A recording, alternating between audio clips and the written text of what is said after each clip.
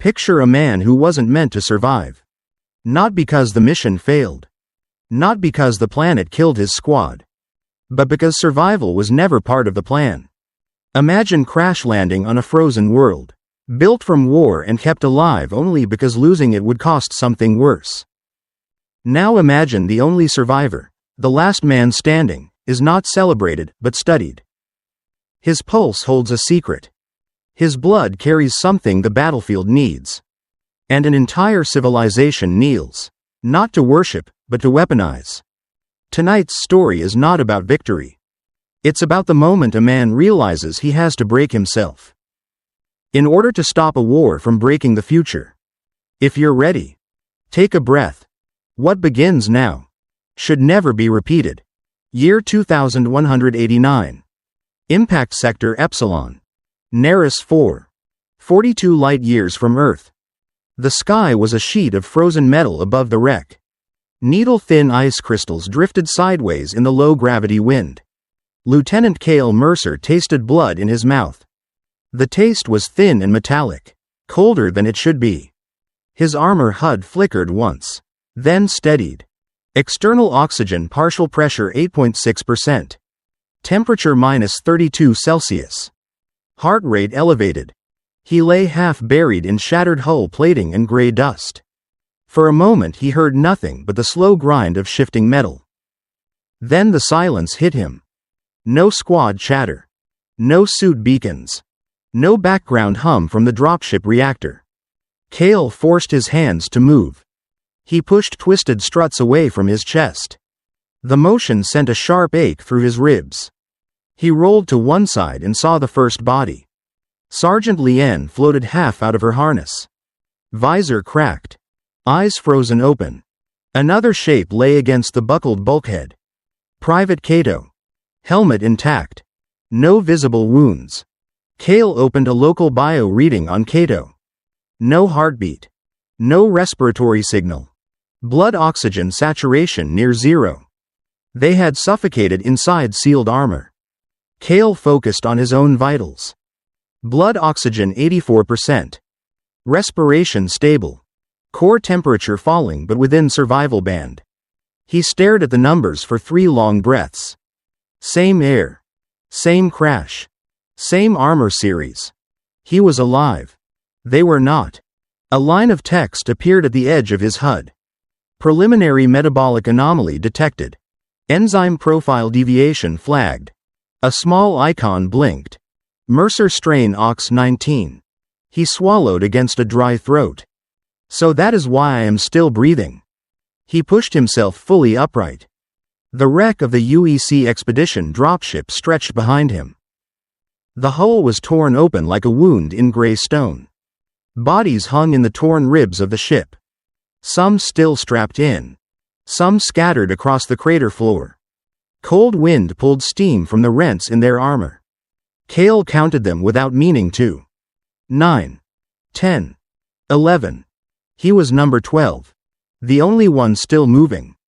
His suit mic clicked live as he drew a breath. This is Lieutenant Cale Mercer. Unit Theta 9. Neris 4 insertion. Expedition down. All hands lost. He paused. His voice shook once before he forced it flat. Except me. Tactus 7 came online as soon as the signal left his throat. Neural bridge active. Combat channel secured. The voice of the strategic core carried no emotion. It arrived in his inner ear like a second thought. Lieutenant Mercer. Confirm survival status and combat readiness. Cale looked over the crater again. Survival status. That phrase almost made him laugh. Alive. He said the word slowly. Combat suit compromised but functional. Weapons offline. Ammunition lost in the crash. There was a pause shorter than a heartbeat. Acknowledged. The core processed a field of dead signals in a fraction of a second. Theta 9 expedition strength reduced to 1 living operator. Cale closed his eyes. The numbers sounded smaller when the machine said them. Recommendation. Tactus continued without gentleness. Proceed to primary objective location. Locate or destroy Orvix Dominion forward sensor array. Kale opened his eyes again. We lost the ship. He said. We lost the team. You still want the array. Mission priority remains unchanged. The core replied. Sensor Array Alpha holds targeting data for United Earth Concord Fleet. If array persists, orbital assets remain at risk. Kale looked at his hands. They were shaking inside the gauntlets. And what about me? Survival is a secondary parameter. Tactus answered. Mission integrity is primary.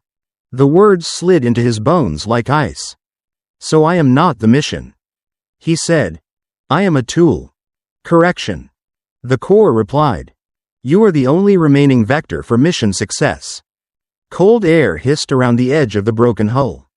Fine dust drifted past his boots like slow fog. Kale let the silence hang for a moment. If I die out here? He asked. Does that alter your plan? Yes. Tactus said. In that event I will reallocate orbital assets to high-risk bombardment. Projected civilian loss on Neris 4 is non-zero. Kale exhaled. His breath came out as a thin cloud. So staying alive is only useful. He said.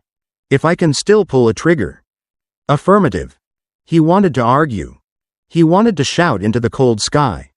Instead he checked the mag lock on his sidearm. The weapon was cracked and empty. He was a soldier without a gun. On a dead ship. On a hostile world. Whatever kept his blood moving had decided not to stop.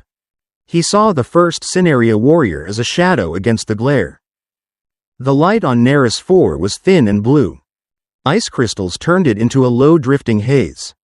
A line of figures stood at the rim of the crater. Tall shapes.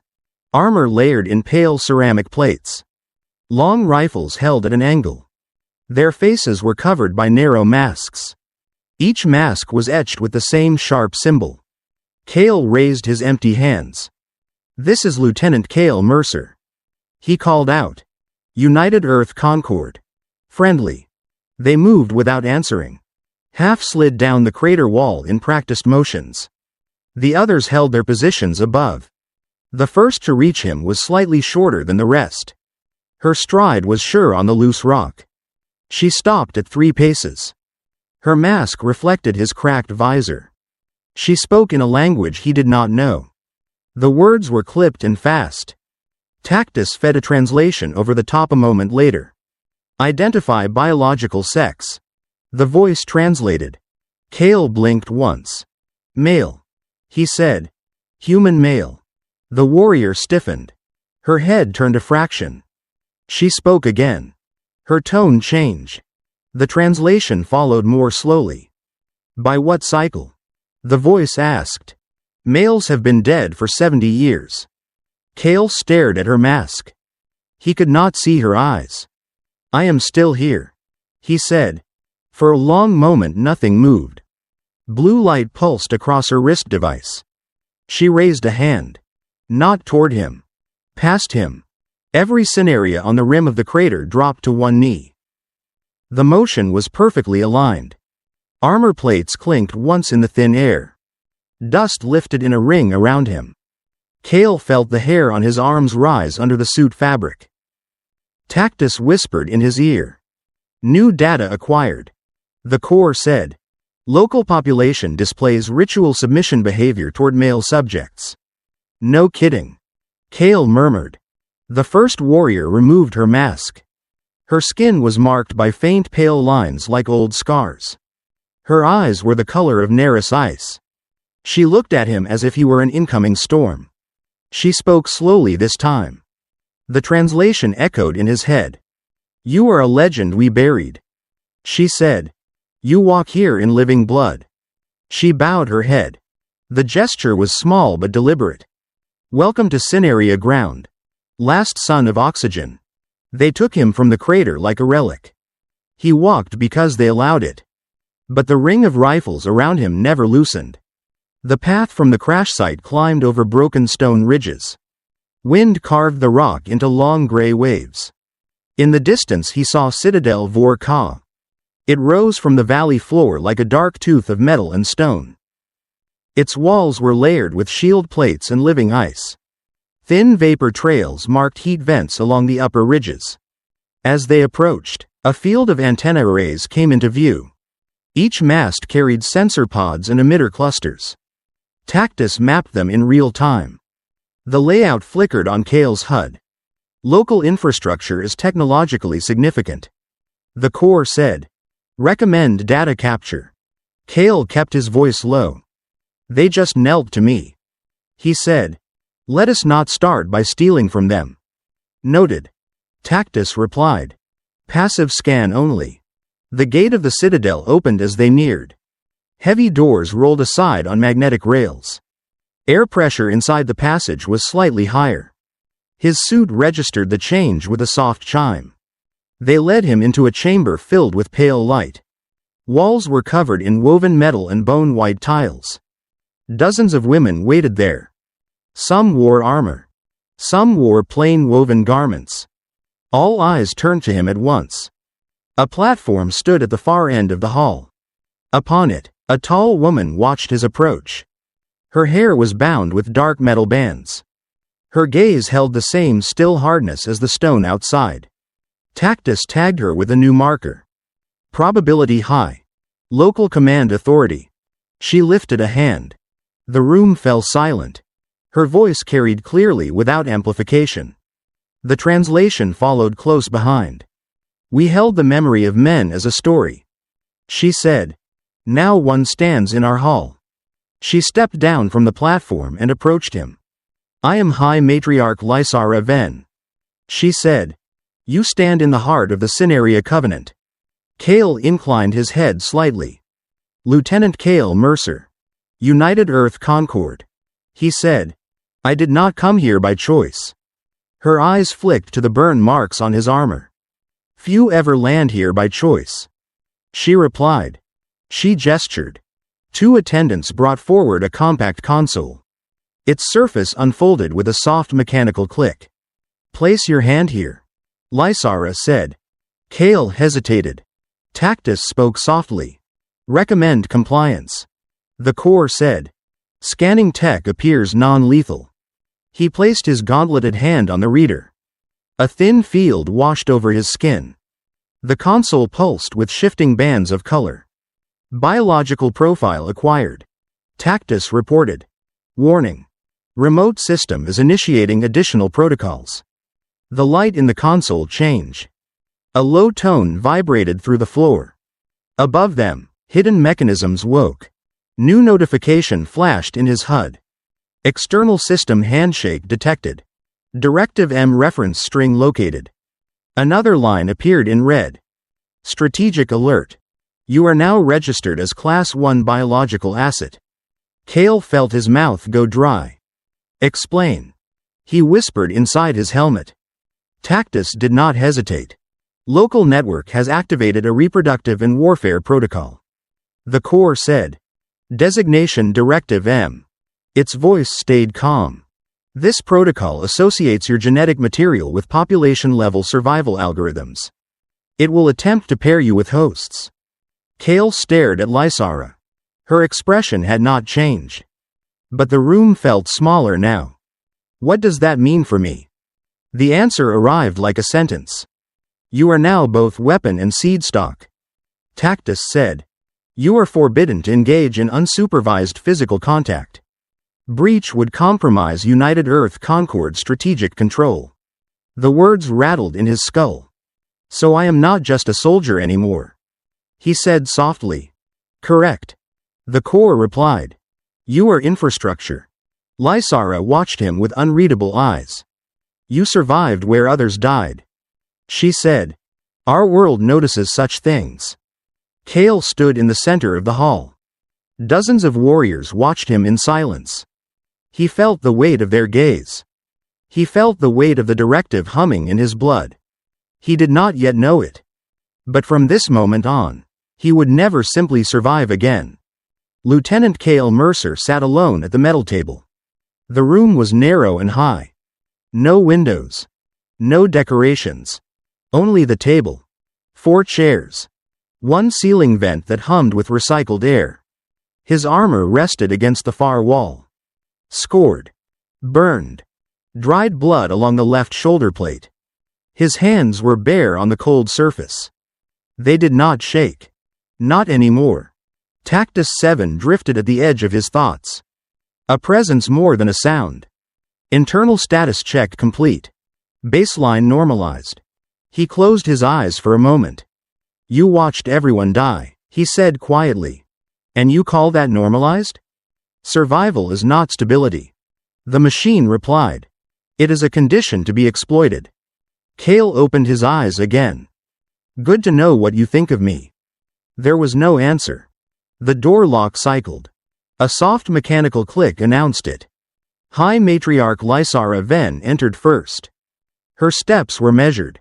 Each one placed as if she were counting distance. Sergeant Naira Kess followed. Helmet under her arm. Jaw set. 2 Cineria guards remained outside. The door sealed behind them. Lysara did not take a seat. She stood across from Kale and watched him. You have rested? She asked. He almost smiled at the word. Rested. I have stopped bleeding, he said. That is what passes for rest here. Naira placed a small device on the table. A field projector. Old metal. New wiring. She tapped it once. A faint hologram rose from the center. Kale saw his own vitals. Crash site. Then battle. Heart rate. Oxygen saturation. Cellular repair curves. The curve that should have dropped flat, but bent upward again. Mercer strain Ox 19. Highlighted in sharp white. Lysara pointed at the rising line. This is not a soldier, she said. This is a pivot point. Kale looked at the data. Then at her. I did not ask for this, he said. Nor did we. Her voice stayed calm. Yet here we stand. Tactus entered the conversation without warning. Lieutenant Mercer. Confirm readiness to resume mission planning. Naira flinched slightly. She could not hear it. The voice was only for him. Kale answered in his head. Your timing is perfect, he said silently. They want to talk too. Clarify they. Cineria, he replied. The people who pulled your acid out of a crater. Acid acknowledgement unnecessary. You remain United Earth Concord property. He almost laughed. Lysara mistook the small breath for mockery. Do you find this amusing? She asked. Kale shook his head. I was just reminded, he said. Who thinks they own me? Naira watched his face. Your machine speaks now? She asked. Always, he replied. Even when I wish it would not. Lysara folded her hands behind her back. Then let it listen, she said. We have no interest in secrets. Kale felt Tactus shift, as if focusing. Proceed. The AI said. Lysara nodded toward the projection again. Your blood survives our sky, she said. Your cells drink what kills us slowly. Our bodies need heavy air. Yours tolerates thin air. She spoke without bitterness. Only with weary precision. 70 years of cloning, she continued. 70 years of copying copies of women who refused to die. We lost men to the first Orvix plague. We lost the rest to the second. Naira's gaze dropped for a moment. The words still hurt. Gene lines drift, Lysara said. Error accumulates. Our children are strong. But each generation pays more to be born. She tapped the rising OX-19 line. You are not divine, she said. You are not chosen. You are simply a different mistake. A useful one. Kale let the insult settle. At least you call it what it is, he said. Tactus calculated in silence. Lysara went on. Our labs tested what little blood we took from you, she said. It resists hypoxia. It stabilizes cell walls under our pressure bands. It is more than our current lines can offer. Naira spoke softly. With enough of you, she said, we could build soldiers that can breathe where Orvix cannot. Kale felt the direction of the conversation crystallize.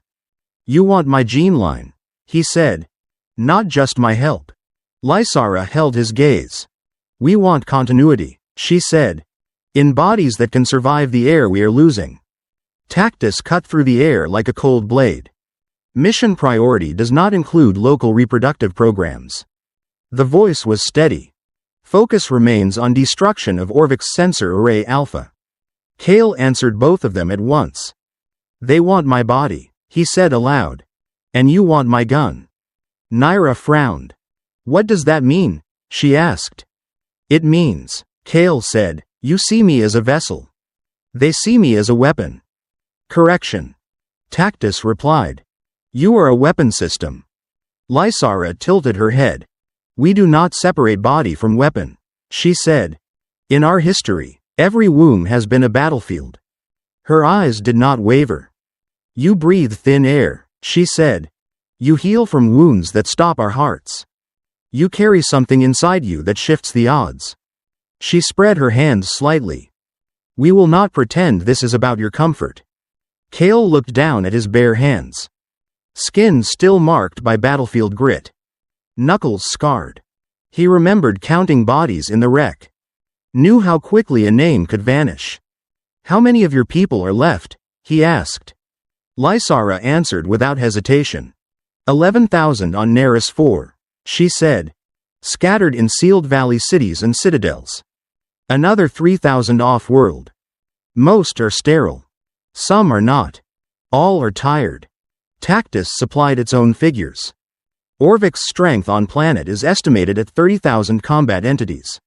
Additional orbital assets unknown. Kale absorbed the numbers. So to you, he said to Lysara, I am a repair kit for your gene pool. To us, she said, you are a chance to move our line one more step forward. To your machine, you are a trigger hand with legs attached. Naira added quietly. To Orvix, you are nothing at all. Yet. Kale leaned back, the chair squeaking softly. If I walk out of this room, he said, and refuse both plans. What happens? Tactus answered fast. Non-cooperation results in mission failure cascade. Projected planetary loss significant. United Earth Concord fleet exposed. Lysara answered as soon as the machine finished. If you refuse, she said, you will still bleed on our soil. Just sooner. And with less meaning. Naira watched him closely. You have been carrying the weight of being the only one alive from your ship. She said. If you accept nothing, that weight crushes no one but you. If you accept something, it might carry us as well. Kale stared at the projection again. His own OX-19 line glowed like a thin white scar across the display. He did not feel chosen. He felt cornered. Then say it clearly, he said at last. Say what you are asking me to become. Lysara did not soften the answer. We are asking you, she said, to let your body become part of this world's defense grid. Not your armor. Not your rifle. Your blood. Your code. Tactus spoke at the same time. We are requiring combat deployment. Sensor Array Alpha must fall. Your unique physiology increases mission success probability. 2 demands. Same man. Kale exhaled slowly. My body as your ground, he said. My hands as their weapon. He looked from Lysara to the empty air where Tactus lived. Somewhere between you, he said, I will stop being a person. No one corrected him. Outside the walls of Citadel Vorka, Orvix's formations moved in silent patterns across the ice. Inside this room, the first war for his body had already begun. The alarm began without sound. It was the pressure shift, first a tremor in the metal underfoot. Then a sudden tightening in the air. The Citadel's outer shield flared a dull red across the horizon. Orvix's deployment had begun. Lieutenant Kale Mercer stood on the staging platform, armored again, this time in composite plates provided by the Cineria Covenant, lighter than UEC issue, built to shed thermal spikes, not absorb them. Naira Kess secured the locking seals on his left arm. No hesitation when the pressure drops, she said. It already dropped, he answered. She nodded once. Beyond the shield wall, the sky tore open. Orvix's pods descended like iron hail. No thrusters, just controlled free fall, guided by micro adjustments invisible to radar. Tactus 7 fed tactical metrics into his vision. Predictive strike duration, 38 to 46 minutes. Probability of breach, 61%. Reassuring, Kale muttered. Not reassurance. Calculation. The shield gate opened, cold flooded in, wind sliced across plating. Lysara Ven stood above them on the citadel rampart. Do not look for glory, she called. Look for outcome. Naira raised her rifle and moved forward. Kale followed. They advanced across shattered stone toward the defensive ridge. Ground positioning was tight. Cineria squads formed elliptical impact shells, distributing fire arcs like muscle memory. Orvik's infantry emerged from the landing zones. Their armor segmented like living metal. No mouths, no spoken signals, movement governed by scent-coded impulses. They moved like predators that had been here before. Naira called out, set anchor points. Kale dropped to one knee, leveled his carbine, and fired. The shot struck an Orvik soldier below the collar mount. Armor cracked, but the unit kept moving. Second shot, impact, collapse. Return fire followed, not energy, pulse rounds containing compressed tungsten. A round struck Kale's rib plate. Pain detonated through his chest. He fell sideways into rock. Helmet readout flashed. Fracture, 3 ribs. Pulmonary pressure drop. Bleeding, acute. Field triage unavailable. His vision flickered once, then stabilized. Blood oxygen, rising? Tactus spoke into the ringing silence. Mercer strain engaged. Cell regeneration exceeded projected tolerances. Kale gasped once. The pain remained, but reorganized. The sensation sharpened, then collapsed into something his nervous system could process. He pushed against the rock and forced himself upright. Naira stared at him. You shouldn't be moving, she said. I'm aware. She fired again, then looked back at him. Then move anyway, she said. They pressed forward. 17 minutes into combat, the Orvik's line advanced in full assault formation. Their outer armor compounds began to adapt to Cineria projectile signatures. We're losing ballistic penetration, one soldier shouted. Naira responded. Anchor pattern shift. Rotate flux buildup. Kale slid into a low cover gap, raised his rifle, and fired 4 simultaneous shots. Orvik's unit fell. He swung to reassign targets. A Cineria warrior to his right was hit. Her suit split along the seam, blood freezing on contact with air. He reached her before she fell. Stay conscious, he said. She blinked through shock. Why aren't you bleeding? She whispered. I am, he said, just not for long. Tactus intruded. Respiratory stabilization. Achieved. Pain threshold compression. 43%. Mission probability improving. Kale clenched his jaw. Stop measuring me, he snapped between breaths. Data observation mandatory. You are key performance vector. He didn't answer. 41 minutes. The Orvik's advance faltered. Something in their formation logic shifted. They withdrew. Not routed but realigning. Cineria forces held their ground. Storm winds crossed the ridge, carrying combustion residue and frozen blood dust. Naira walked toward Kale, stepping over fragments of Orvik's plating. You took 3 direct impacts, she said. You should be dead. I should, he answered. She studied him for a long moment. Your AI calls that efficiency. Our people call that unnatural. Kale looked at his gauntlet, slick with evaporating blood. It doesn't feel efficient, he said softly. It feels like something inside me wants the war more than I do. Naira didn't reply. But she did not deny it. They walked back toward the citadel line in silence. Snow cut across his armor like small blades. Each step felt heavier, not from injury, but from healing. Tactus delivered final update. You are outperforming predictive combat models. We recommend continued deployment. Kale stared ahead into the wind. I'm not sure I will survive another battle. You survived this one. That is sufficient. He shook his head. No, he said. If I keep surviving like this, it may become something else. He didn't define it. He didn't have to. Naira glanced at him once before they passed back into the Citadel aperture. You fight like you're returning from the dead, she said. Kale's voice was low. I think, he said, the dead fight less. The laboratory was cold. Not the kind that bit skin, this was deeper. A temperature held intentionally low, to slow metabolic decay. Corporal Asha Ven lay on the central biobed. Thin tubes connected her arterial ports to the Gen Forge X bio-core. Her breathing was shallow, her eyes fixed on the steel ceiling. She was awake. Lieutenant Cale Mercer stood beside her, still in partial armor. He had not cleaned off the battlefield grit. Asha turned her head slightly. They told me it was an honor, she said. Cale answered softly. It should not have to be. High Matriarch Lysara Ven looked down from the observation platform. Glass separated her from the lab, not to shield her from danger, only from proximity. Sergeant Naira Kess checked the stabilizer feeds. Vitals ready, she said. Injection sequence primed.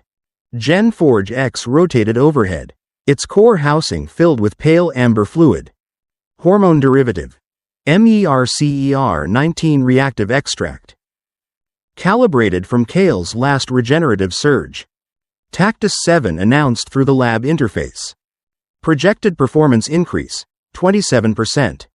Projected survival probability, 52%. Cale lifted his eyes toward the ceiling speaker. Not acceptable. Lysara replied through the comm. It is higher than any trial before. Not high enough, he said. Asha Ven spoke again. Her voice was steady. I volunteered. Cale looked at her face. Determined, maybe resigned. There's a difference, he said, between risking your life and gambling it. Her lips tightened. After 70 years, she said, we don't call it gambling. We call it cost. Naira glanced at Cale. Then activated the sequence. The hormone extract entered Asha's bloodstream. Monitors spiked. Heart rate rising. Core temperature up 0.7 degrees Celsius. Cortical excitation wave increasing. Asha's eyes widened, not in pain, at first. It burns, she whispered. Cale positioned his hand on the bio-bed frame. Tissue density increasing. Muscle reaction increased 19%. Oxygen absorption rising. Then second wave. Vitals spiked hard. Heartbeat 158. 164. 175. Blood pressure escalated. Cale stepped closer. Her fingers curled. It's too fast, he said. Naira checked the values again. No, her systems are still synchronizing. Asha screamed. It cut through the lab like a ruptured line. Her body arched violently. Monitors flashed organ hemorrhage. Cale reached for her but stopped halfway. He couldn't touch her, not without affecting the readings. Tactus reported. Cardiac destabilization, critical. Neural cascade failure. Immediate termination recommended. Cale's jaw clenched. No. Lysara said quietly through the intercom. There is no reversal. Asha's voice fractured under pain. Is this what it feels like to be you? Cale whispered. No. Then louder. No. Heart rate hit 201. Then flatlined. Silence. Naira stood frozen. Cale did not move. Tactus confirmed. Subject expired. Cuz. Cytotoxic overload. Genetic framework insufficient to withstand Mercer-type regenerative algorithm. Lysara descended from the upper observation level. She entered the lab slowly, stopping beside Cale. This is not failure, she said. It is information. Cale didn't look at her. It was a person. Lysara's eyes held. In war, she said, people become information whether we allow it or not. If you call that logic, he said, then this war has already replaced you. Tactus intervened with perfect neutrality. Conclusion. Replication attempts via chemical derivation suboptimal. Optimal genetic transmission method remains direct biological integration. Cale turned sharply toward the ceiling speaker. You're telling them to stop using samples, he said. And start using me. Correct. Lysara did not look away. We cannot clone what survives without carrying the survival engine itself. Kale stared at Asha Ven's still form. You just proved, he said, that trying to copy me kills people. What happens when you stop trying to copy? And start converting? Lysara answered without hesitation. Then we bear the weight of the next death. We do not run from it. But we ensure it buys us more than the last. Naira stepped forward, voice barely above a breath. And if the next death, she asked, is his? Lysara's face remained still. Then we pray, she said, that his survival engine holds one more time. Kale looked at the blood pooling beneath Asha's biobed. In that moment, he understood. Before his body could become a battlefield for two factions, it had already become one for himself. The body had been moved. They wrapped Asha Ven in white thermofiber and took her to the lower vaults. No ceremony, no words. The lab smelled of disinfectant and cold metal. Lieutenant Kale Mercer stood alone beside the empty biobed. Pieces of broken tubing lay in a tray. The Gen Forge core was dark. Naira Kess entered first. Her steps were quiet, but the tension in her shoulders spoke loudly. You should rest, she said. I keep hearing that, he answered. And the dead keep proving it wrong. She did not smile. Behind her, two more figures entered. High Matriarch Lysara Ven. And a projected form that shimmered into focus at the far end of the room. United Earth Concord uniform. Broad shoulders. Gray at the temples. Tactus supplied the name without being asked. General Marcus Hale. Lieutenant Mercer, the projection said. Your signal came through dirty. But it came through. Kale straightened on reflex. Sir. Hale's eyes flicked over the lab, taking in the equipment, the empty bed, the stain on the floor. This where you have been assigned? Hale asked. Temporarily, Kale said. So they tell me. Lysara did not bow. She watched the projection as if it were another machine. You are his superior, she said. Yet you are not here to pull him out. I am here, Hale replied, to remind him what he was sent to do. Tactus confirmed. Primary mission remains destruction of Orvik's assets. Local agreements must not compromise this. Lysara spoke calmly. Your machine already told us, she said. We did not invite you to repeat it. Naira stood between them, not quite on either side. Hale looked at Kale. She is not wrong, Hale said. I do not have the ships to spare. I cannot extract you. I can only use you. Kale looked from Hale's image to Lysara's physical presence. Good, he said quietly. At least no one bothers to lie to me anymore. Hale continued. United Earth Concord has exactly one surviving operator on Neris 4, he said. That operator is the key to stopping Orvik's sensor lock on our fleet. You know this. I also know, Kale said, that my blood keeps me breathing air that kills your allies. Lysara stepped slightly closer. And that same blood kills my soldiers when we try to bottle it. She said. The room fell silent for a moment. Hale nodded once. Then stop bottling it, he said. Use his mind, use his training, use his trigger discipline. Leave his body out of your breeding problem. Lysara's gaze hardened. You speak from orbit, she said. You do not count our dead in rooms like this. Hale did not look away. I count my own dead every hour, he said. I sent 12 people down with him. I received one signal back. Do not teach me math. Tactus cut through the rising volume. Clarification. Synaria forces seek physical integration of Mercer genetic material. UEC Command seeks continued deployment of Mercer as mobile weapons platform. Kale stared at the ceiling. Say it cleaner, he said. Tactus obeyed. They want your body. We want your gun. The words hung in the air. Naira's jaw tightened. That is why we cannot trust machines with meaning, she said. Lysara looked at Kale. My people will vanish without new code, she said. Orviks will erase us. We have measured the slope. We are running out of births that survive childhood. She let the statement sink in. We need you, she said, not only to kill. We need you to continue us. Hale shook his head. You start using him for that, he said, and you anchor him to your walls. You tie him to beds and cradles. You take him out of the field. We lose our only flexible asset on the ground. He looked directly at Cale. You were not trained, Hale said, to become part of a local breeding plan. You were trained to end firing solutions. To break chains of command on the enemy side. To take away their tools. That is still your role. Cale's voice stayed low. And if my biology means I am the only one who can give them children who breathe this air. Hale hesitated for the first time. That, he said, is not your mission. Lysara stepped closer. And if we rephrase, she said, if your biology makes you the only one who can build defenders who stand in this air. Is that your mission? The room seemed smaller. Naira spoke without looking at either leader. When a wall is breaking, she said, you do not argue if the stone prefers being in the roof instead. Cale turned toward her. Is that all I am to you? He asked.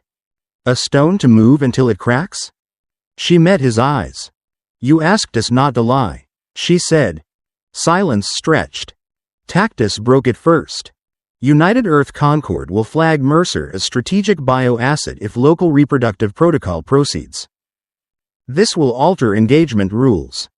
He will no longer be authorized for high-risk field deployment. Hale added bluntly. They turn you into a father, he said, and I lose my soldier. Lysara did not flinch. We have lost soldiers for 70 years, she said. This world does not ask your permission to keep one alive for a different purpose. She faced Cale directly now.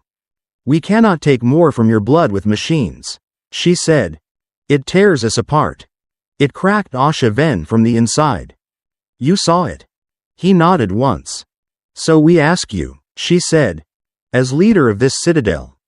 Not as your owner. We ask you to share what lives in you. The way our ancestors did. Through choice. Through contact. Through risk shared, not injected.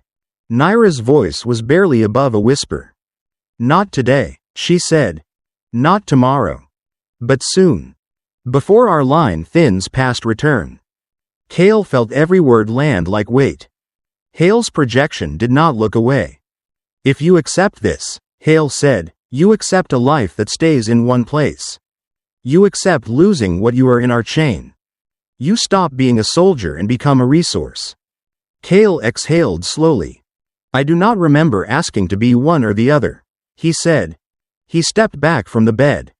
From the stain on the floor. From the axes pulling at him. Tell me the truth, he said. To both of you. If I refuse. What then? Lysara answered first. Then we keep fighting, she said. Our numbers dwindle. We die slower. We thank you for every Orvix you help us kill. And we leave no one behind who carries you forward. Hale answered next. Then you remain what you were sent to be, he said. A soldier with a gun and unnatural endurance. You die in the right place. On mission. Clean. Tactus closed the triangle. Refusal reduces long-term species survival metrics for both parties. Acceptance increases short-term tactical risk. No optimal solution available. Cale almost laughed, but the sound died in his throat. So the machine does not know what to do, he said. Correct. That makes all of this worse, he said. Naira looked at him. What do you want? She asked. The question was simple. Almost childish. It landed harder than any Orvix round. Cale searched himself for an answer and found only fragments. I wanted, he said slowly, not to be the only one who walked away from that crater. He looked at the three presences that now defined his horizon. Lysara. Hale. Tactus. And now, he said, I have to decide whether staying alive means turning my body into a road for other people.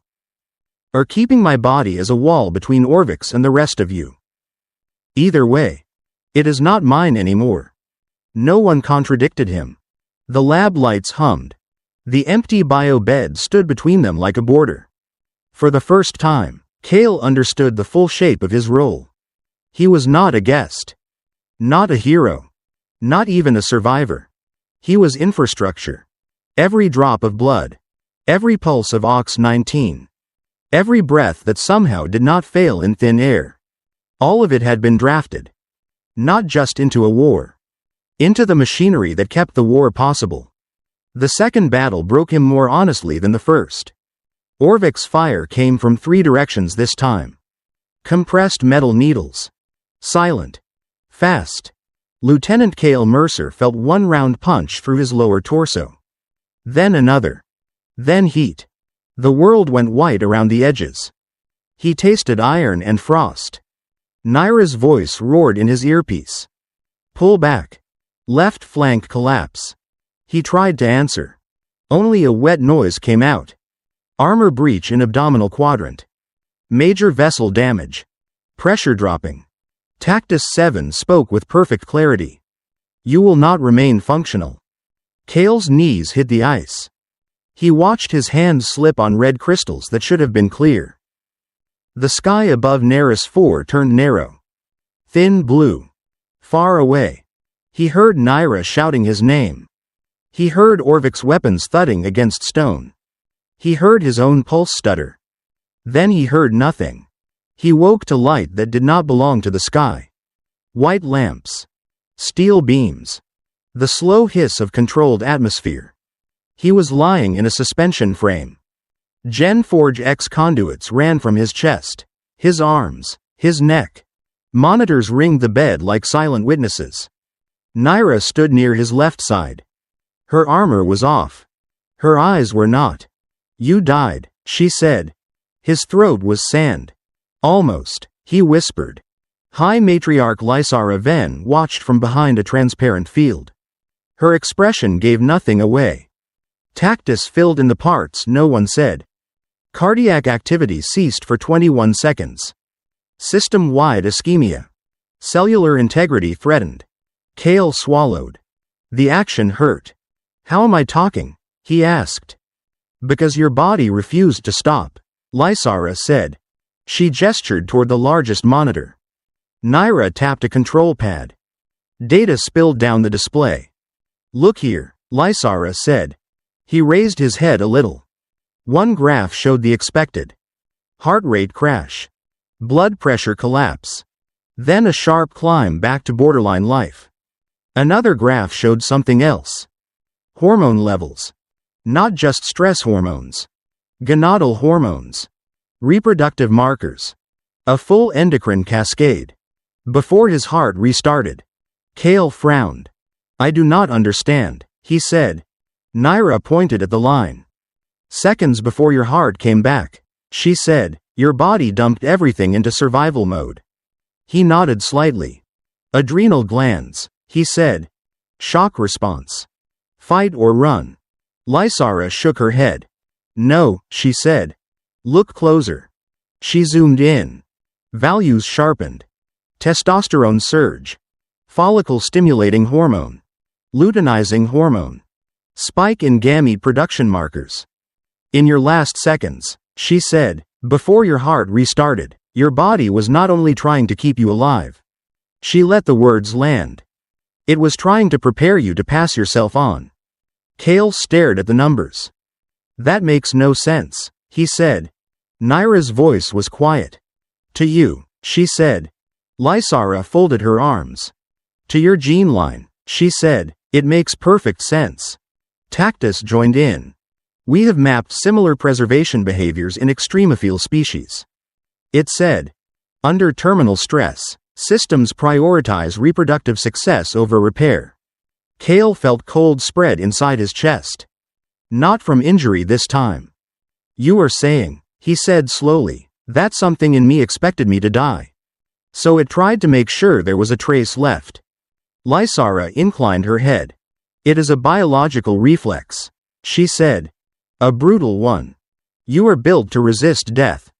But if death approaches anyway, your code tries to leave. Naira added a single sentence. Your body knew you might not stand up again, she said. So it tried to throw its future forward. He closed his eyes. How do you know this was not some glitch? He asked. We checked 3 times, Lysara replied. We verified with your baseline scans. This response was not random. It is written into your strain.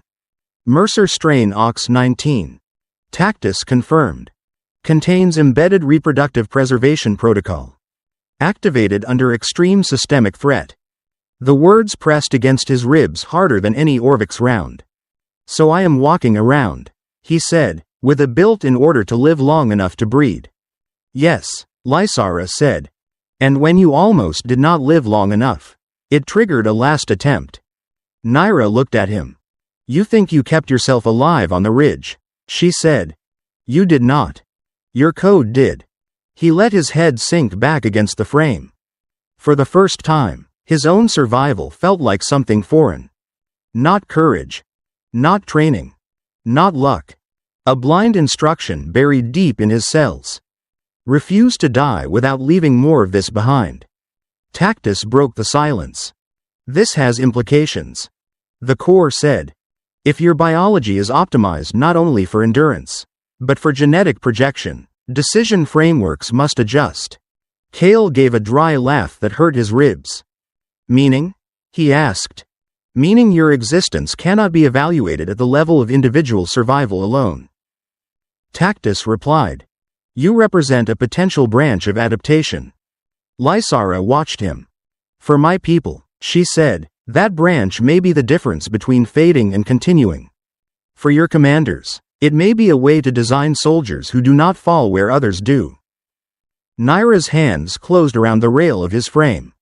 For you, she said, it means every time you walk into a firefight, there is more than one thing inside you fighting to get out. He did not answer. Because he finally understood. He had thought the burden he carried was memory. The faces of 11 dead in a broken ship. The weight of being the 12th who walked away. Now there was something heavier. Knowing that every time he cheated death, it was not just him refusing to go. It was a quiet, relentless line of code inside his blood, whispering the same command. Do not end here. Not yet. Not while there is still a chance to leave more of this behind. The briefing room was small. Not because they meant to confine him. Because space was limited everywhere now. Lieutenant Cale Mercer sat at the end of a narrow steel table. A thin pulse monitor still wrapped around his wrist. His uniform was replaced by a thermal medical layer, scars still visible where the seal lines ran. Naira Kess stood near the door. Not as a guard. As witness. High Matriarch Lysara Ven sat across from him. Between them, a data core projected the biological report. Tactus 7 occupied the periphery like static pressure. Lysara began. This document is the result of 17 hours of bioanalysis, she said. Using your post-injury samples. Kale nodded once. Show me. Naira activated the projection. A rotating strand of hybridized DNA appeared, half human. Half Cineria. Below it, a progression curve. Endurance. Atmospheric tolerance. Cognitive stability. All rising. Then a sharp collapse at the far end of the graph. Kale narrowed his eyes. Explain the drop, he said. Lysara folded her hands. The drop, she said, is your genetic cost. Naira glanced at the data. If we combine your code with ours, she said, the resulting genetic branch stabilizes for the offspring. But, Kale finished, the original code degrades. Yes. How much? Tactus answered with the detail no one wanted to say first. Projected viability drop, 83%. Residual capacity, non-operational for organ regeneration. Estimated recovery, none. Kale stared at the numbers. So if I do this, he said slowly, my ability to survive what I have already survived disappears. Correct. Tactus confirmed. Your regenerative profile will collapse following successful reproductive transmission. He exhaled. And there is no second attempt. None. Mercer strain activation is single cycle only. Lysara did not soften her tone. Our simulation shows that your genetic architecture was not designed for repetition. She said. It was designed for survival until the branch is passed forward. Once that is done, the system winds down. Naira added quietly. It was meant to take one chance. She said. Not a legacy. Just a continuation. Kale looked at the hybrid DNA again. How many could survive from this? He asked. Lysara answered. First generation viability. High. Second generation. Unknown. Atmospheric adaptation. Promising. Combat potential. Significant. Reproductive stability. Better than any current line. How many lives are we talking about? Kale asked. Possibly thousands, Lysara said. If successful. Tactus interjected. Planetary defense does not include this branch as mission priority. Recommend alternate utilization of subject Mercer. Naira's gaze flickered. That alternate, she said, is to let him die on the ridge. Kale didn't respond. Instead, he looked at the collapse on the graph again. So I can only do this once, he said. Yes, Lysara replied. And afterwards, he continued, I will not be what I am now. No, she said. You will live. But not like this. You will not return from wounds the way you have.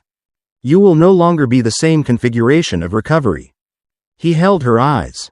So if I choose to give what's inside me forward, I give up my place in the war. Naira stepped closer. Or, she said, you shift where you fight. He looked at her. She did not look away. Tactus clarified. Transmission protocol incompatible with high crisis deployment. Post-transfer survival probability reduced. Combat operations not recommended. Lysara spoke softly. This decision is not about the next battle, she said. It is about the next generation of battles. Kale felt something heavy settle into his chest. It is one chance, he said. Lysara nodded once. One. Naira leaned slightly forward. If you decide to use it, she said, use it on purpose. Not because pressure is applied. Not because machines tell you. Because you decide what deserves to live after you. Silence. For a long moment, nothing moved. He looked at the strand rotating in the hologram. Life. Possible. Not guaranteed. I survived because my code refused to end, he said. Yes, Lysara said. He turned to her. And now you ask me, what should that code end for? She did not answer. Because at that moment, he already knew. He had lived through fire and vacuum. He had carried 11 names into the cold. Now the question was not how long he would live, but whether the part of him that kept living deserved to go on. Night fell early on Neris 4. The temperature display on the Citadel's exterior dropped by 6 degrees in 12 minutes. Storm fronts moved across the valley like metal dust. Lieutenant Kale Mercer stood in the comms chamber, still wearing the medical thermal layer. The lights from the tactical screens traced fading lines under his eyes. Tactus 7 activated the long-range link. A moment later, the holographic image of General Marcus Hale materialized. His voice came cold and precise. Lieutenant Mercer. This channel is secured. State medical status. Kale didn't look at the monitor. Functional, he said. Define, Hale demanded. I'm talking, Kale replied. Not sure if that counts. Lysara then stepped forward from the edge of the room.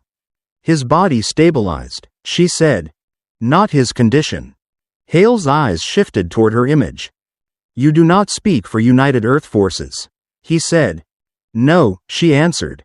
I speak for those still alive here. Naira stood silent beside Kale. Tactus rendered the bio readout mid-air. Mercer strain activity level, 74%. Optimal combat window. 11 hours remaining. Hale caught the reading. You're out of time, he said. The Orvix will resume assault within that window. We expect 2 additional waves. You must extract now while your strain still holds. Kale looked at the graph. And if I leave? He asked. You survive, Hale replied. You return to Fleet Command. We use you where you were trained to be used. War is still ongoing beyond this planet. Lysara approached the projection boundary. And if he leaves, she said, our world ends before yours does. Hale turned slightly. We cannot risk losing him here, he said. Not to failure. Not to local agendas. Hale finally met his gaze. Local agendas, he repeated softly. A world asking to stay alive. Hale's expression hardened. The war out there is bigger than this valley. You were not designed for one soil. You were built for mobility. Adaptation. Rapid field deployment. And what if the battlefield, Lysara said, now lies beneath your feet instead of under your orbit? Hale took a slow breath. Tactus accessed priority channel. Transmission from UEC. Immediate withdrawal recommended. Strategic value of subject Mercer exceeds local theater significance. Lysara countered. Your machine calculates from numbers, she said. Ours calculates from what remains. Naira finally spoke. General, she said, he is not ready to walk back into vacuum yet. I do not ask if he is ready, Hale answered. I am telling you he must. He turned again to Kale. You know the drill, Hale said.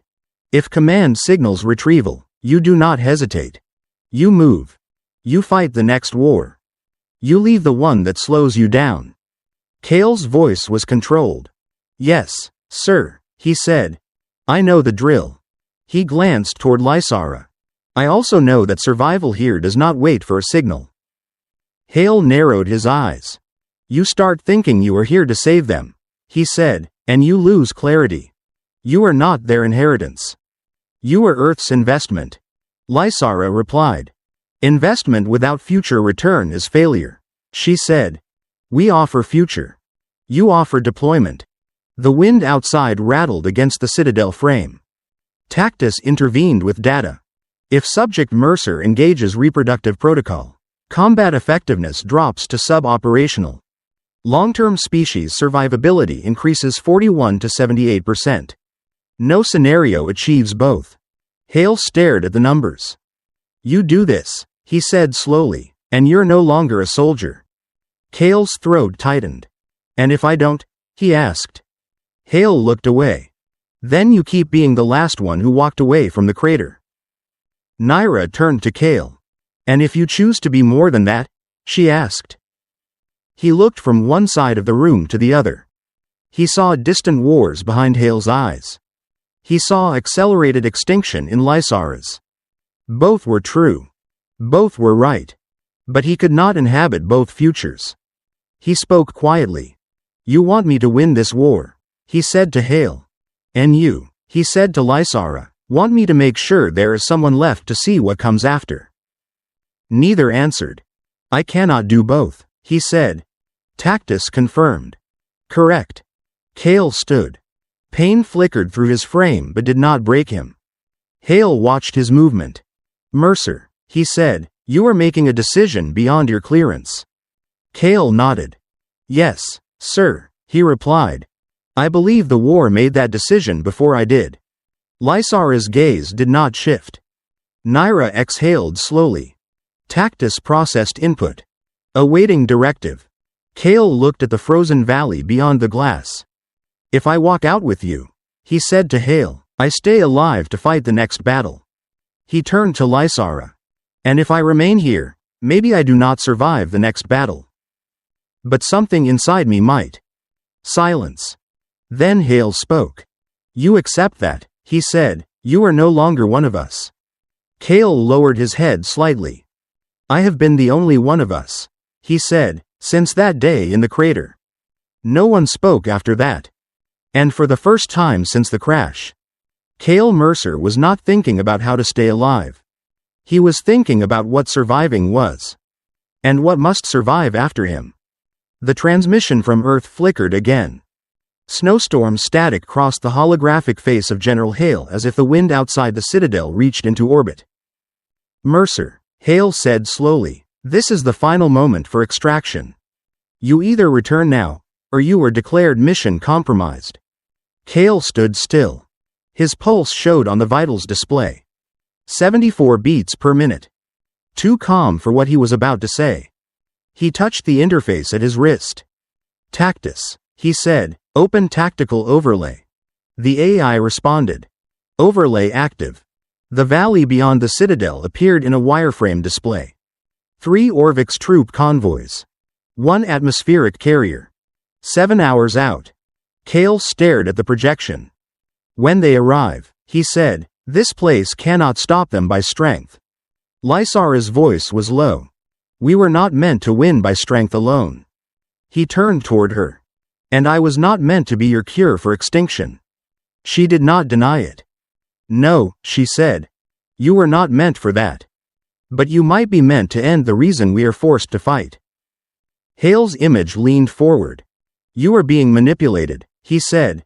They weaponize your biology. We weaponize your training. We do it openly. They do it under decay. Kale's eyes met his. You ever wonder, he said quietly, what I want? Hale hesitated. That was not part of your designation, he finally replied. Kale nodded once. That's why it matters now. He disconnected the arm brace locking his recovery suit. Muscles reacted with delayed resistance. He felt the damage. And something deeper sustaining it. Not code. Not design. Choice. He approached the central console. Tactus, he said, prepare order record. Ready. Marcus Hale raised his voice. Mercer, stop now. If you formalize a statement, chain of command reads it as final. You are forfeiting recall rights. Hale looked at him for the last time. General Hale, he said, I've followed every order since the crater. I've executed lives so others wouldn't have to. I've carried the cost of what Earth calls strategy. He exhaled. And I've realized something. Lysara watched silently. Naira's expression did not change. Tactus waited. If I leave, Kale said, I survive long enough to fight another war. He paused. If I stay, maybe I do not survive it. Silence. But maybe it ends here. Hale's tone sharpened. You think you can stop this war alone? No, Kale replied. I think war ends when someone stops fighting the wrong way. Lysara stepped closer. What do you fight for now? She asked. Kale turned toward her. For the last reason I still feel human, he said. Tactus ran impact calculations. Action plan probability of success, 14%. Collateral reduction if campaign shifts to directed termination, 42%. Alternative. Reproductive protocol. Probability of success, 79%. Long-term strategic vulnerability in external conflict, critical. Kale looked at the numbers. That 14%, he said. That's the one that doesn't treat me as a resource. Hale's voice returned, colder. This is not honorable. This is reckless. Kale replied without anger. Honor doesn't extend extinction. It delays it with better speeches. Hale tried to override the channel. Mercer, stand down, he commanded. Kale placed his palm over the authorization surface. Tactus, he said, lock UEC access to local command. Confirmation required. Lieutenant Kale Mercer, he stated. Unit designation TR-89. Voice signature accepted. Lysara did not move. Hale's image destabilized as connection lost priority. Mercer, Hale said, his voice fragmented. This is abandonment. No, Kale interrupted. This is presence. He cut the channel. The hologram died. Silence filled the room like pressure. Tactus delivered final confirmation.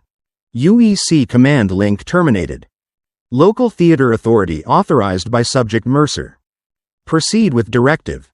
Lysara looked at him. You understand what you just did, she said. Yes, Kale replied. I chose the battlefield. Naira stepped forward. And the war? He answered quietly. If I stay, he said, it won't be to repopulate. He looked toward the storm. It'll be to end the war. No one answered. No one argued. Beyond the reinforced glass, lightning traced the shape of the valley, not as illumination, but as warning. Inside, Cale Mercer stood without armor. For the first time since that crater, he was not obeying survival. He was defining its purpose. And the night did not feel colder. It felt honest. Light came from panels recessed into the ceiling. Air smelled of antiseptic and metal dust. Every surface was either steel or glass. Lieutenant Cale Mercer stood in front of the Gen Forge X biocore. The machine rotated its inner cylinder with a low mechanical rumble. Lysara Ven walked beside him. "This is where we tried to copy you," she said. "Where we killed Asha Ven." "I remember," Cale replied. Naira Kess leaned against a console nearby. She watched every movement, arms folded. Lysara gestured to the suspended schematics around them. Glowing strands of DNA. Protein maps. Enzyme cascades. "We have a new plan," she said. "Not to make more of you. Just to borrow parts of you for a moment." Cale studied the diagrams. "Short-term augmentation," he said. "Field boosts. No permanent integration." "Yes," Lysara replied. "A limited strategy. Small doses. Targeted only to those who must hold the line the longest." Tactus 7 spoke from the ceiling array. "Mercer strain OX19 remains unstable in non-native hosts. Full integration not recommended." Lysara nodded. "That is why we design around it," she said. "We cap it. Contain it. Use just enough to push our soldiers over the edge of collapse." Naira tapped a control pad. A model of a Cineria soldier appeared. Vascular system highlighted. "We thread a micro-dose of your enzyme through their system," she explained. "Enough to tolerate thinner air. Enough to delay organ failure." "Delay," Cale repeated. "Not prevent," Naira said. "We are not promising immortality. We are buying minutes in the right place." Cale breathed in slowly. "And my role?" he asked. Lysara turned to him. "You move from front line to design line," she said. "You become part of the team that decides where your code is used. Your approval on every deployment." He almost laughed. "So you are inviting me," he said, "to help write the way I'm turned into a weapon." Naira looked at him. "You already are a weapon," she said. "This is the first time we ask you how you want that to happen." He looked at the rotating model again. "If we do this," he said, "no more attempts to grow another me. No more full integration trials. No more bodies on a table hoping to become something they cannot survive."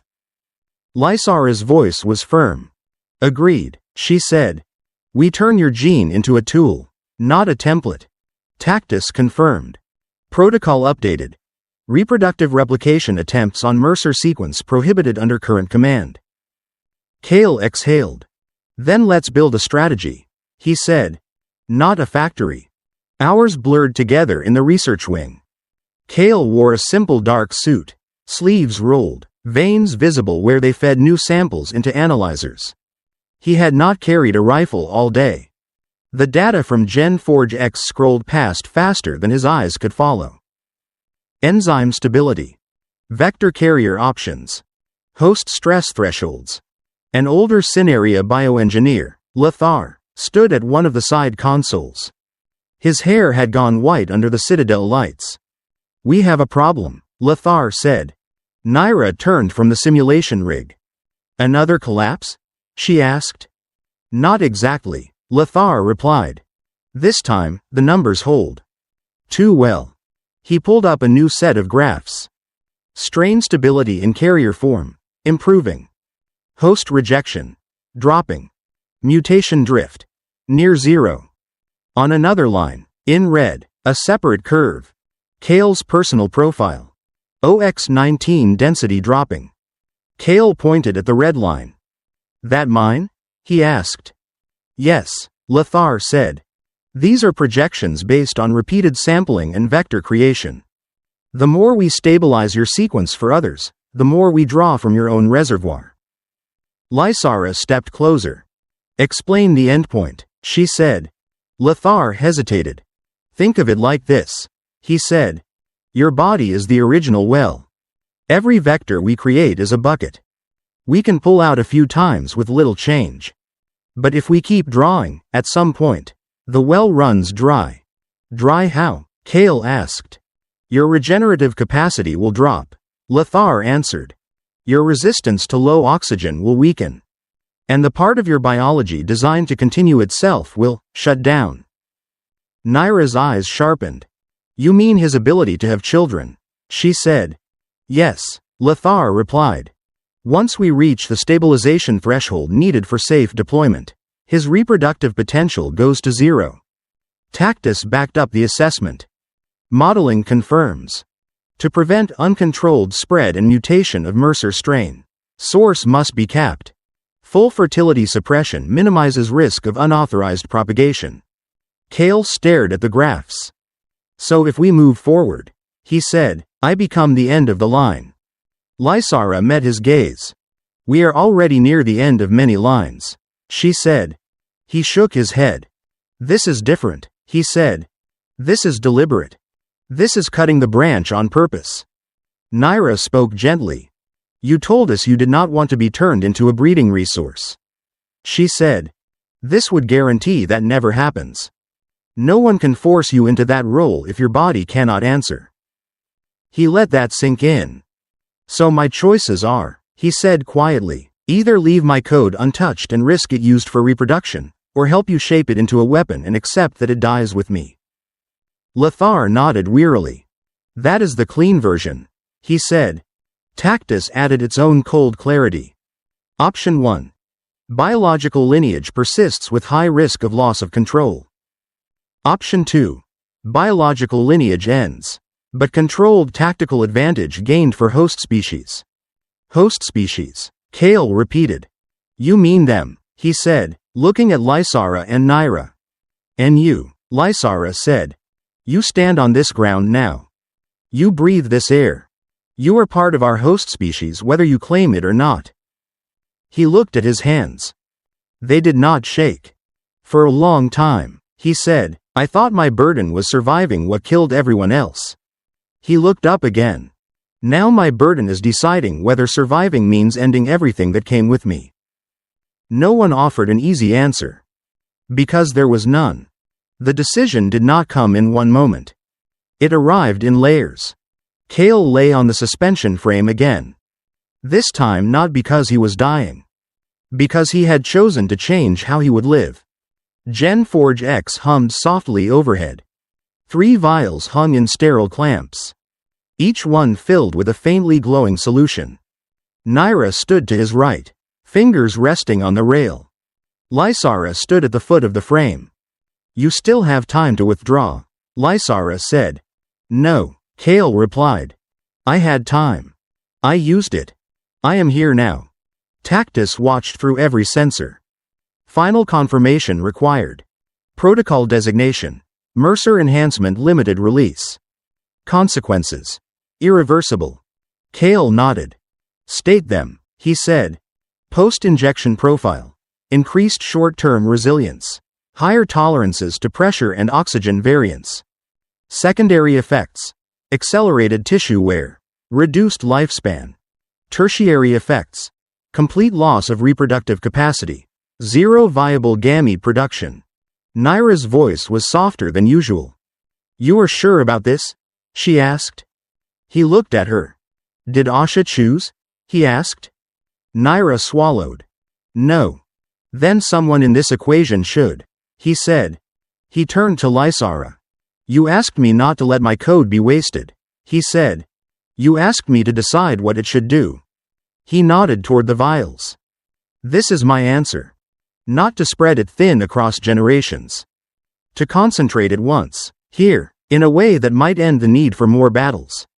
Lysara held his eyes. You understand, she said, that there will be no children carrying your name.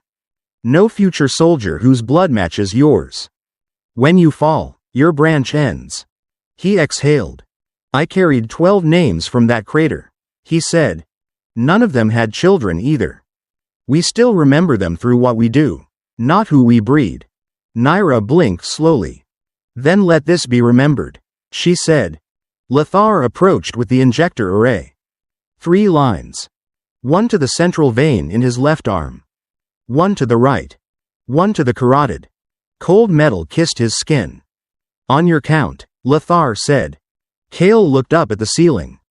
The lights did not feel like interrogation anymore. They felt like witnesses. 1, he said. He thought of Earth. Of the ship. Of 11 bodies cooling in thin air. 2. He thought of Asha Ven. Of a scream in a lab. Of a flat line. 3. Lothar opened the valves. The liquid burned through his veins like ice turned inside out. For a moment he could not breathe. Vitals spiked. Then crashed. Then rebuilt at a different level. Tactus narrated in clinical calm. Mercer strain density increased in host. Reproductive vector pathways shutting down. Combat resilience projected to rise by 38% for next operational window. His hands clenched against the rail. Jaw tight. Sweat on his forehead. Naira squeezed his wrist. You stay here, she murmured, long enough to make this hurt worth something. He managed a breath. That, he said, is the entire point. The burning faded. What remained was not relief.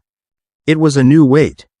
He knew, with the cold certainty of data, that a door behind him had closed forever. Whatever came after would be the last version of him the universe would see. Dawn over Neris 4 was a thin gray line on the horizon. The valley below Citadel Vorka was lined with gun emplacements and shield nodes.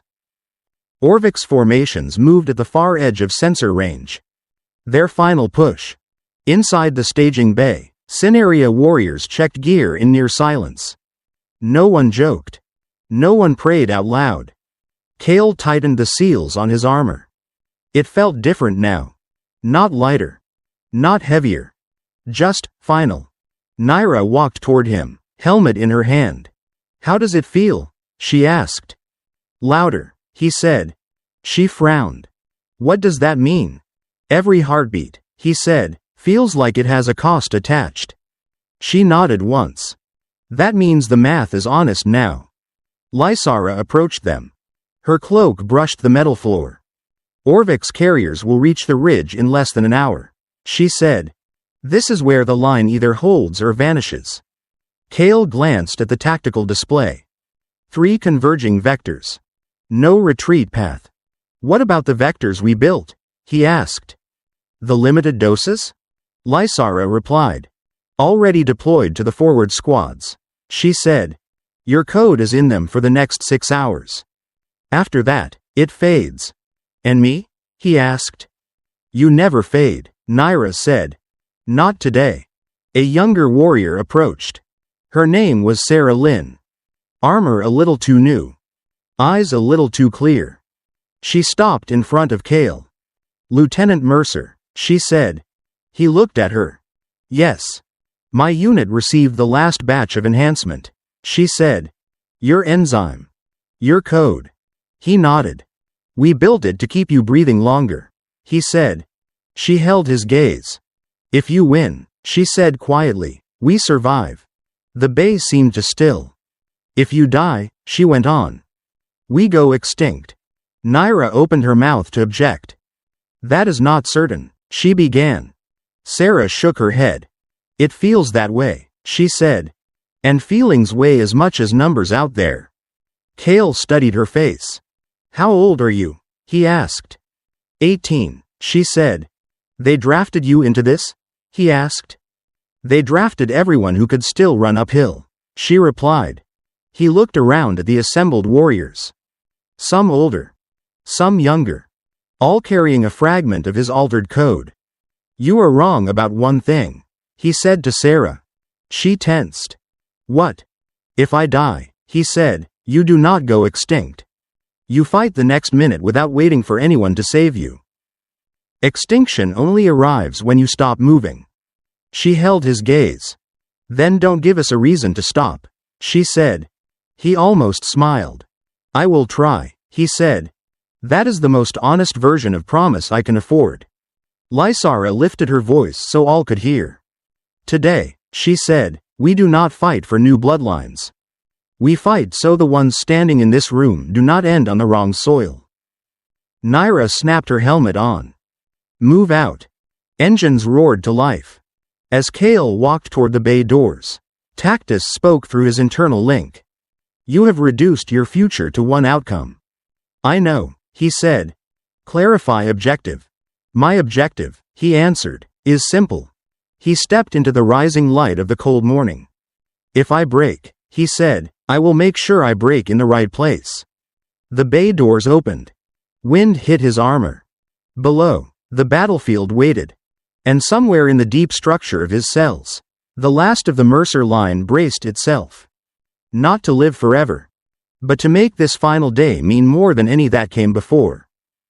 The storm came down with the carriers. Clouds over Neris 4 were no longer just weather. They were exhaust, ash, and fractured ice. Lieutenant Cale Mercer stood at the forward trench of Citadel Vorka. Armor sealed. Vitals high but stable. The enhancement burned low in his veins. Below, the valley was a sheet of black glass broken by impact craters. Orvik's column at 3 o'clock. Tactus 7 reported. Density exceeds previous wave by 29%. Cale adjusted his visor focus. The Orviks advanced in segments. No flags. No shouts. Just mechanical precision in organic armor. Behind Cale, Cineria warriors took positions. He heard Naira Kess on the internal channel. Say it straight, she said. Do we hold or do we bleed for distance? We hold, Cale answered. We do not have distance left. He stepped up onto the lip of the trench. Cold air knifed through the exposed edges of his armor. His breath formed a thin fog inside the helmet before the filters cleared it. Tactus drew firing arcs over his view. Primary targets, carrier joints, command relays.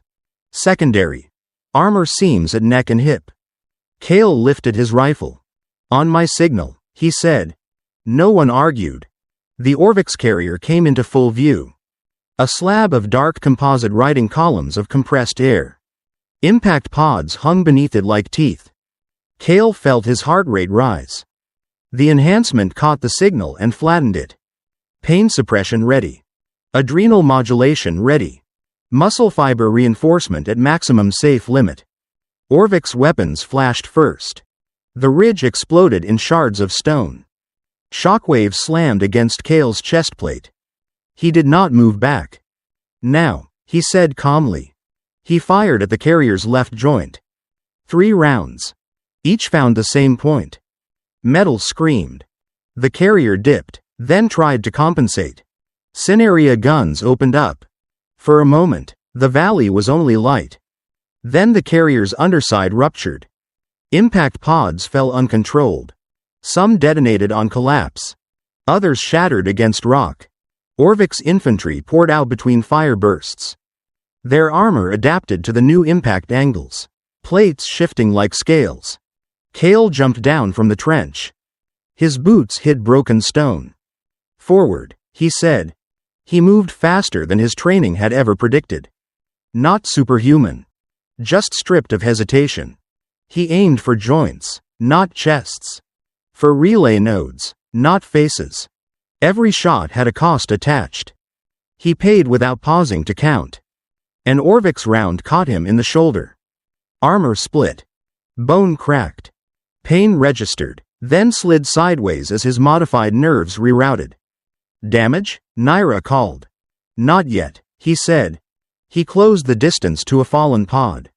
From here, he could see the Orviks up close. Their limbs were corded with synthetic fibers. Their chests pulsed with a dim blue light.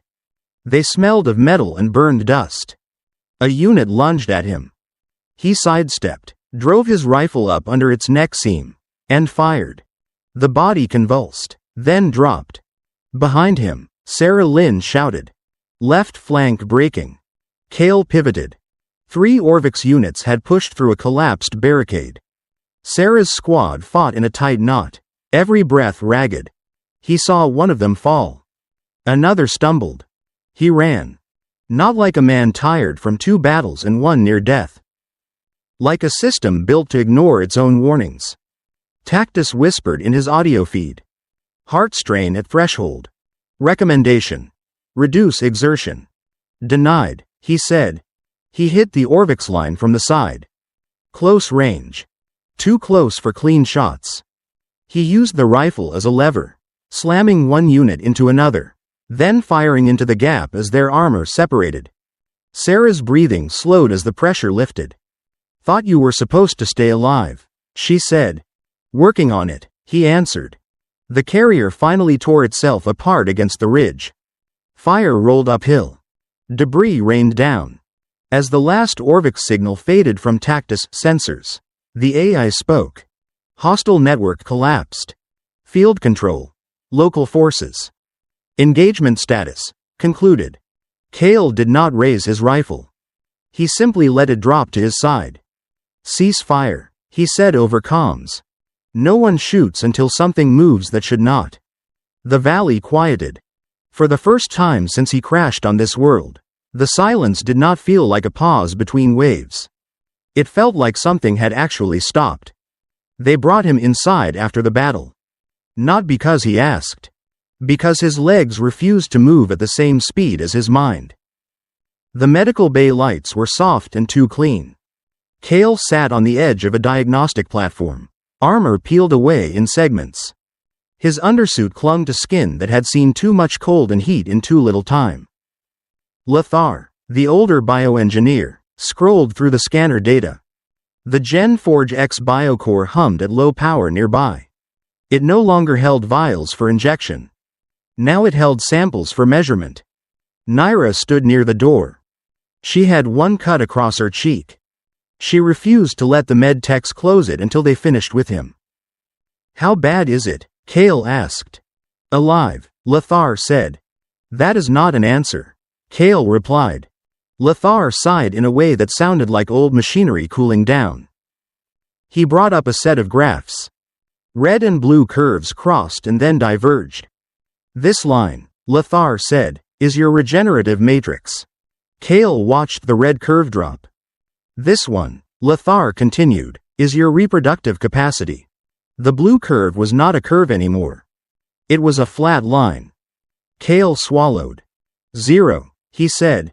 Yes, Lothar replied. No viable gamete production. Mercer strain OX19 is now locked in a non-transferable state. Naira stepped closer. Like stone, she murmured. Exactly, Lothar said. The part of your code that could move forward has mineralized. In a manner of speaking. Stable in you. Dead to everyone else. Tactus added its report. Projection. No natural or assisted reproduction possible. Genetic propagation. Terminated. Lysara arrived in silence. She took in the graphs with one glance. That was the cost, she said. Kale looked at her. We knew it, he answered. We just had not watched it happen yet. Naira leaned against the frame. Does it hurt? She asked. He considered. Not the way you mean, he said. She waited. It feels, he added, like a road closed behind me. Not a wound. Just, no more forward in that direction. Naira nodded slowly. Maybe not every road needs to stay open, she said. Lothar cleared his throat. For whatever it is worth, he said, the rest of your system is holding. You will live. Long enough to see what you did. Kale almost smiled. Long enough is plenty, he said. Lysara studied his face. You did not come here to become the end of a line. She said. No, he answered. I came here to fight. And you still have that, she said. He shook his head. Not in the same way, he replied. I am not a vector anymore. I am an example. Naira met his eyes. Then we use you as one, she said. But not the way you fear. The archive chamber had thicker walls than the armory. Not to keep invaders out. To keep decisions from leaking. Rows of data cores lined the curved room. Some glowed faintly, holding old strategies, failed defenses, maps of campaigns that ended in silence. At the center of the room, a new pedestal waited. The label space above it remained blank. Kale, Lysara, Naira, and Lothar stood around it. On the pedestal sat a crystalline data unit. Inside it, invisible but very present, was the encoded profile of Mercer strain OX19. Final state. Lothar spoke first. We can map it in full now, he said. Every mutation. Every adaptation. Every threshold it crossed. Naira folded her arms. And then what?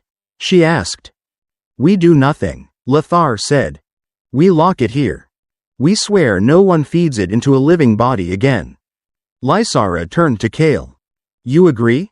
She asked. He looked at the data unit. This is a weapon you cannot uninvent, he said. Yes, she replied. Then the next best thing, he said, is to admit what it cost and refuse to pay it twice. Naira stepped closer to the pedestal. We could mark it as forbidden, she said.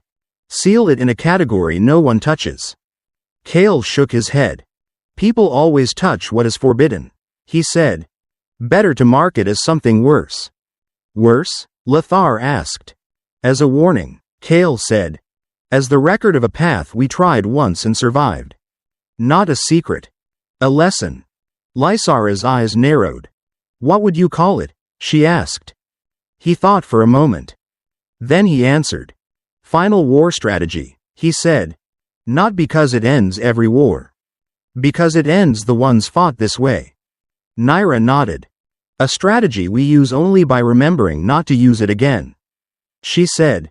Tactus spoke through the room's audio grid. Designation accepted. Archive entry. Mercer Final War Strategy. Access level. Highest. Directive. Educational reference only.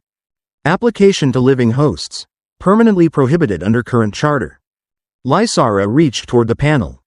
She inscribed the title in her own language. Then in trade tongue. Then in Earth Standard. Mercer Final War Strategy. Kale watched the letters harden on the display. You know this will tempt some minds, he said. Yes, she replied. That is why we place it in a room full of ghosts. Anyone who comes here to seek power will have to walk past all the plans that failed before. Naira looked around at the silent cores. Maybe that is enough, she said. Kale turned away from the pedestal. If anyone asks what I left behind, he said, you bring them here. Show them this. And tell them the real victory was deciding not to repeat it. The log room was smaller than he expected. One chair bolted to the floor. One console with a transmitter. One narrow window that looked down over the valley where the last battle had burned itself out. Kale sat. The suit felt heavy now. Not from metal, but from what it had been used for. He touched the console. Begin record, he said. A soft tone confirmed. This is Lieutenant Kale Mercer, he said. Unit TR-89. Neris 4 Ground Command. Reporting final status. His voice sounded different in the small room. Less like a weapon. More like a person who had finally stopped moving. Hostile force designation Orvix has been repelled from this sector, he continued. Remaining elements scattered. No organized threat within current sensor range. He paused. The console waited. Local allied forces, he said. Scenaria Covenant. Remain operational. Population viable. Atmospheric infrastructure intact. Projected survival window. Open. He let that hang there for a moment. Then he shifted. When I was deployed, he said, the expectation was simple. Execute objectives. Preserve self if possible. Preserve mission if not. He looked out the window. Snow drifted over blackened rock. Preserving myself, he said, turned out to be more complicated than anyone planned. He remembered the crater. The wreckage.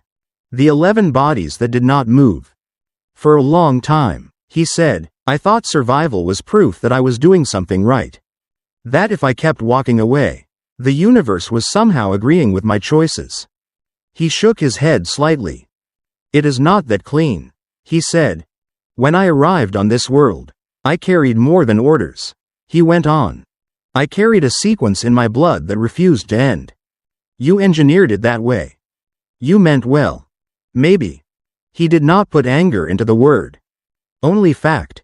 That sequence tried to keep me alive, he said. It also tried to keep itself moving past me. He rested his hands on his knees. I was asked to become a road, he said. A way for that sequence to cross into new people. To build a line that could stand in this air. To be living infrastructure for a future that did not ask my name. He took a slow breath. I refused that, he said. Not because the future does not matter. But because a future built on someone else's forced burden repeats the mistake that made me in the first place. His gaze sharpened. So we did something else, he continued. We took that sequence and used it once. We aimed it at an enemy that wanted to erase an entire world. We concentrated the cost in one place. In one body. In mine. He did not need the monitors to confirm that decision anymore. This approach ended me in ways that will never show on a death report. He said. No children. No line. No quiet retirement explaining old scars to anyone who shares my face. Outside, the wind shifted. But it ended something else too, he said. It ended the notion that survival must always mean passing the weight forward. He leaned toward the console. I didn't survive so others could live through me, he said. He let the sentence breathe. I survived, so no one else carries this burden. The words were simple. They were heavier than any armor he had worn. If you receive this log, he added, do not see it as a request to repeat my path. See it as the record of a line that stops where it should. By choice. Not by failure. He glanced back toward the valley. Scenaria will walk their own road, he said. They will build children who do not need my blood to breathe. Your fleets will fight other wars. When you design the next soldier, remember this one. Not as a blueprint. As a limit. He touched the console again. Final note, he said. I am not asking to be honored. Honor is a story people tell to avoid feeling the weight of what they use. I am asking for something smaller. He searched for the right word. Restraint, he said at last. Remember that there was a point where you could have turned me into a line that never ended. And we chose not to. He ended the log. The console chimed once, then sent the data into the thin sky. Outside, Naira Kess waited in the corridor. She did not ask what he said. He did not offer. They walked side by side toward the observation deck. Lysara stood there, looking out over the scars in the valley. Is it done? She asked. As much as it can be, Kale answered. They stood together in quiet. No speeches. No flags. Just three people who had seen the shape of extinction and stepped away from it by paying a price no one would see on a monument. Far below, Scenaria workers began to dismantle ruined weapons. The ground, for the first time in decades, was being cleared for something other than defense. Whatever grew there next would not carry his name. And that, Kale thought, was the closest thing to peace he would ever recognize. He remained by the shattered ridge until the wind settled, armor silent, eyes steady on the ground that would no longer demand another life to hold it. The war ended without heirs. But not without meaning. What he left behind was not a lineage, it was a boundary. And sometimes, that is how humanity moves forward, not by extending itself endlessly, but by choosing where it finally stops so others can walk further unburdened. If this story stayed with you, if it made you think about survival, about sacrifice, and about what it truly costs to win, then I invite you to help it reach more people. Like the video. Share it with someone who understands the weight of quiet victories. And subscribe to the channel for more hard science fiction stories built from will, not myth. Your support helps these stories continue, not through bloodline, but through memory.